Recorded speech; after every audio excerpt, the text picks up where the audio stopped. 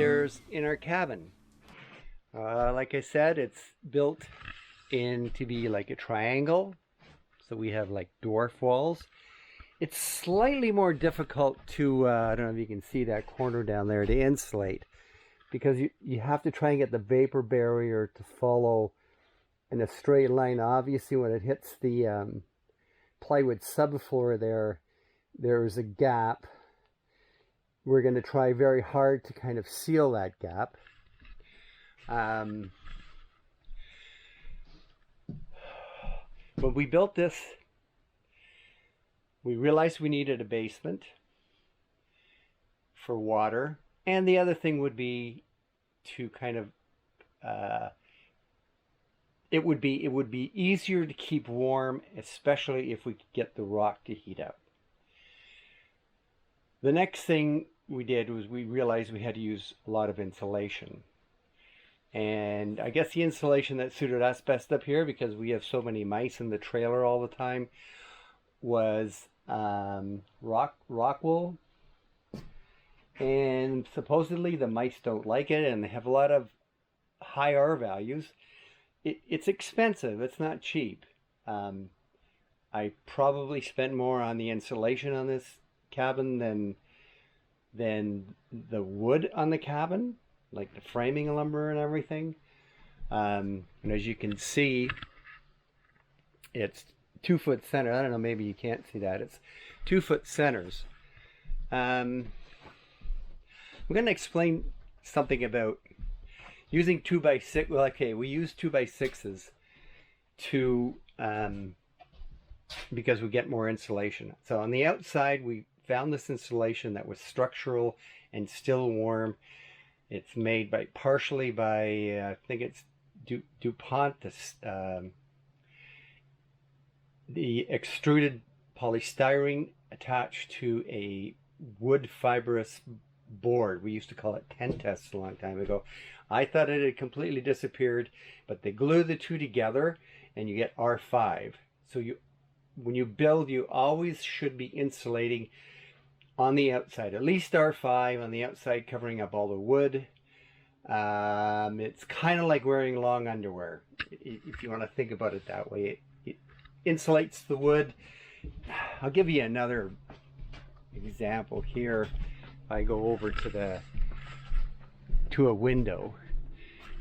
Okay, so you can see that by this window here, there's like double joists here. There's all this framing around, and wherever that framing is, there's little air gaps. Wood does not insulate very well. I mean, it insulates, but not very well. So having that on the outside is extremely important, and no house should ever be built without it. Unless you're using insulated concrete forms, something like that, or ISP insulated structural panels.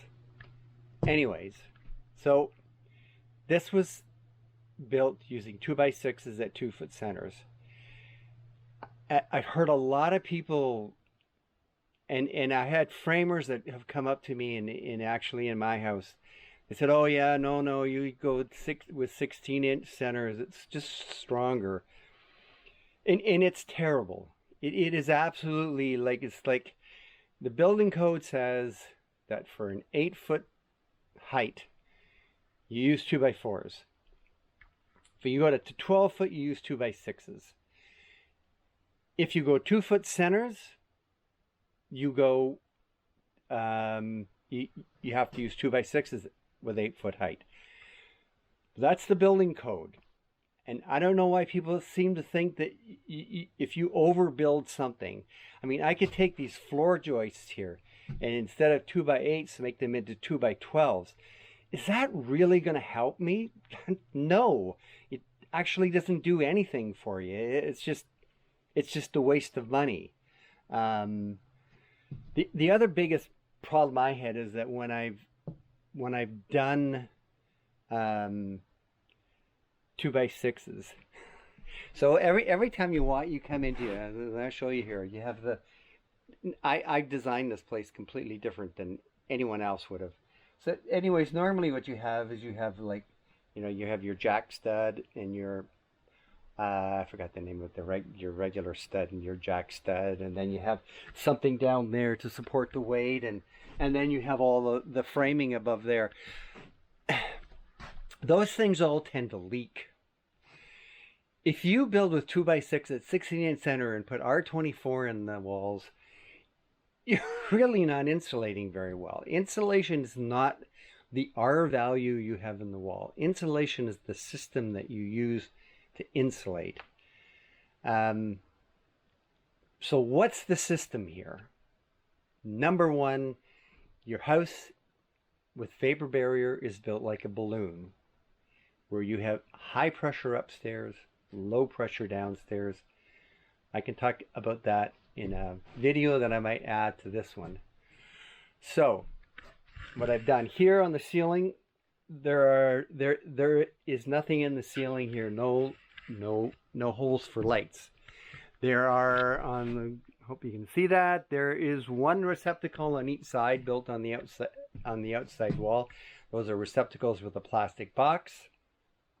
When I'm done putting the receptacle in there, I am going to try and caulk where the wire goes through as best I can, because those are all spaces where air leaks. So when you have a house like this, you have the hot air comes up. There's a lot of pressure up here. Anytime you make a hole in there, you're going to have warm, moist air going up in there. And in other words, you're losing your heat up through your ceiling. So I try to avoid that. Now, the other thing that has happened in this place is I'll explain it this way. When the roof was framed, my son and a friend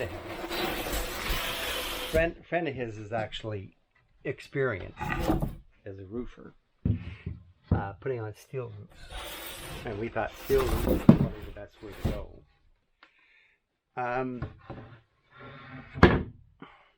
So what they did, I guess you can see that, is they strapped the roof that way. I unfortunately was in the hospital because I had a heart problem. I had done a lot of research, and and the company Vic West will even tell you that you should strap it vertically first and then horizontally. So in other words, if I move this and then I go that way, and then this is the bottom of your roof, and then you strap up that way. The reason that you should do that is because when water gets down in between, it has a place to run out. And when you do it the other way, when you have this place on the bottom, water can channel up in there, and it stays in there. And it did. So when these guys came to do the job, my son's friend, and I absolutely can't blame him for this, because I looked at the Vic West videos and I saw them just putting the roofing on horizontally. Right, that's right in their video. And the company that he was working with is a really big, well-known construction company, and that's what they would do. The only thing is that I had kind of designed everything here for, if you do it that way, since the boards were rough sawn, they're an inch thick each of them. So I would have a 2-inch airspace between the upper plywood and the metal roof. So in other words, any heat coming in would have a 2-inch airspace, and it goes up to the peak, and the peak is vented to take the air away. So that would allow me actually to, when I put the insulation up, I can put it right against the plywood. As long as there's no holes in the vapor barrier there, that no moist air can go in and get trapped in there, then that works okay. Because there's 2 inches of airspace above the roof to take the metal is going to get super hot, so you have cool air coming in from the soffit. It goes up along that space and it goes out off the top, so it keeps that cool. You have ventilation that way. Well, I wasn't here, and they did it the one way. So the roof kind of leaked, and it took a while. This was like end of October. It took a while for me to be able to get back to work again and to do things, and then it was just like leaking in here. What we ended up doing is we strapped the 2x6, so we left an airspace in behind there because you have to leave an airspace. So this is our 24. That's our 14, but we have an R10 expanded polystyrene in behind it. So all the outside walls are roughly around R29. Remember though, it's the system. It's how you make sure everything is nice and tight. Like above the windows here, we put styrofoam up there. So here we got expanded polystyrene again. This is our 5. It's 1.25 inches. And you're allowed to put a certain percentage of insulation on the warm side of your vapor barrier. I think that's in the building code. Pretty sure it is. So that's how we're insulating the upstairs. And the other thing, if you notice, there's partition walls coming in here. Well, I didn't want to put all the framing that, if you look down there, if I was framing in partition walls in there, I would have to put a piece of 2x4 on the flat so that I'd have something to nail onto. And then I would have to have 2x4s going across here, and that all takes up insulation. It stops you from insulating. So what I've done here is put the vapor barrier up. We're really careful that we seal it properly with tape and caulking and everything. And then put this up, and then we go up with our pine. So when the entire upstairs walls are done in pine, you can see here, this is a stack. This we have to put in. It is possible to stack your plumbing from the basement, but anyway, so there's a partition wall going to be in here, and on the other side of the stairwell, that's the staircase. So there's going to be a wall going in here. So this will all be insulated. This will all be pine. There won't be any extra 2x4s in there. And then when we attach the walls, we're just going to attach the walls to the pine. And being very careful that nails don't penetrate into the vapor barrier so that we don't get holes in there. The other thing I did, and this is one of the smartest things I think I've ever done, is because I'm the designer, I've designed all my own houses, pretty much. I've had people help me, and my father did the same thing.